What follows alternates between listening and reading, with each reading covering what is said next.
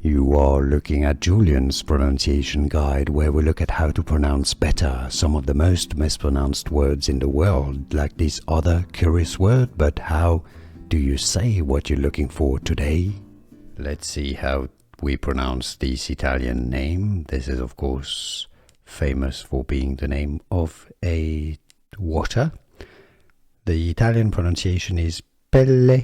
Yes, you have double L in Italian, so make it twice as long. Pellegrino. Pellegrino. In English, if you cannot pronounce Italian perfectly, simply say Pellegrino. San Pellegrino.